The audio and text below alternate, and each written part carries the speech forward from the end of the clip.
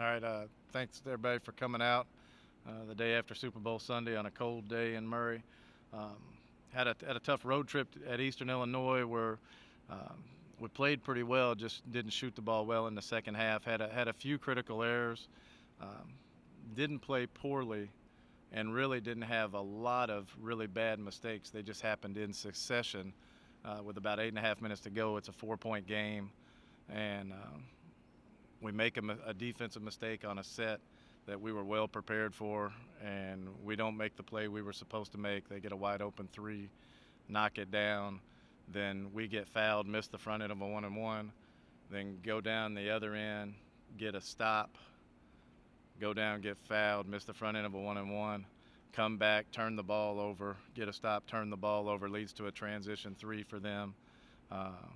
Five-player, for whatever reason, she hadn't taken it out all year in practice or a game, grabs the ball out of the net, turns around quickly, inbounds it directly to their point guard who lays it in, and all of a sudden it goes from 4 to 13. And, with about that happened all in about the span of about 1 minute and 45 seconds, and next thing you know, you're down 13 with 6.5 minutes to go instead of down 4 with 8 minutes to go. So again, not a lot of critical errors, just they happened back to back right there, and surrounded by missing the front end of the 1-and-1, so you're not getting points and you're giving up free points to the other team. It was crucial for our team. Then come back against UT Martin, a very good UT Martin team that has the best player in the league in Asia Jones. I don't think there's any doubt about that. Tremendous around the basket. She just finishes every easy play there is. She finishes, which is rare in women's basketball, especially at our level. And I thought we played hard for the most part. Played a pretty intelligent game. Made a few key mistakes on three-point shooters where we're right in front of them, but just gave them a little too much room, and they're going to knock those down. The great thing they do is they're very simple, and they have great spacing, and they put 40% three-point shooters out around post players that can finish around the basket. So they try to makes the game easy for them. I thought having Julia Fox back full strength for the first time really helped us offensively. Gives us a player that can knock down shots and does a pretty good job taking care of the basketball and feeding it to the post. And, I think that helped our offense tremendously. And, we, again, some critical errors against a team that good. You can't make too many mistakes, and we didn't make a bunch, but we made a couple of critical ones. We started off poorly. We turned the ball over several times, gave them, I think, a 13-3 lead.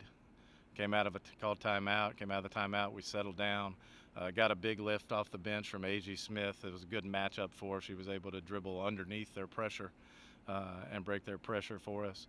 And then we cut it to 6, and we've got momentum. 3 seconds left on the shot clock. We're on defense, and Jones is taking a tough shot just to beat the shot clock. Referee calls a foul on KJ, and she has something to say to him, picks up a technical. So at that point, it's about 4 minutes to go in the first half, a little over. We cut it to 6. We've got them shooting a fadeaway, going to her left, tough shot. At the end of the shot clock, we pick up a foul and then a technical, so that's our second and third foul. They go to the line, they get 4 straight free throws, and next thing you know, breaks our momentum, and we go into the half down 16, and then we fight in the second half and keep it, 8 to 12 points pretty much the rest of the game. But every time we made a run and cut it down to 8 in the second half, they made the play that they had to make on the offensive end.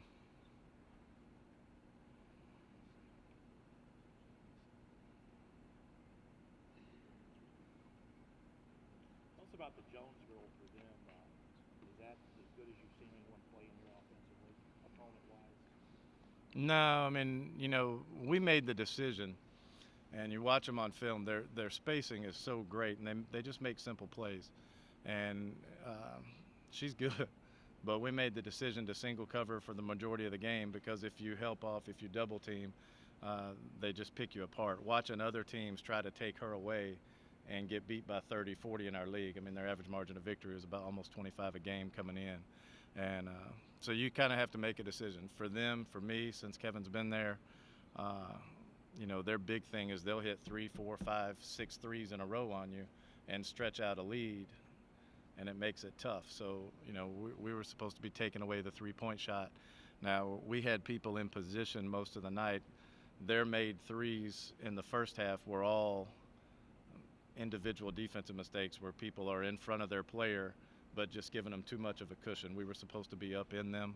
And the second half, we did a really good job. I think they hit 1-3 in the second half.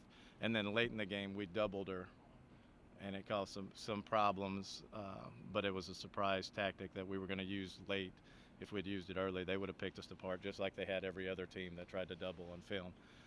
So it makes it difficult, but she's very, very talented. You know, I think Heather Butler had 40 against us, 44 against us one game. It was pretty good. But Asia Jones she makes the simple plays, and then she'll make some tough ones too. Very, very impressed with where she's come and the type of player she is. Scored 85 points. That's the most so far in conference. It's good to kind of finally get that scoring going again. Yeah, and it helps that Julia Fox is back with us because she can make perimeter shots. That takes some pressure off Kiana Kirby, and she's been feeling a lot of pressure and been struggling shooting the ball since we got into conference, shooting in the low 20s. So, you know, it kind of helps everybody relax a little bit and gives us another weapon. And, you know, we scored 85, and KJ only had 8. She's averaging 15 and a half. You know, she really, the technical set her back because that put her on the bench a lot.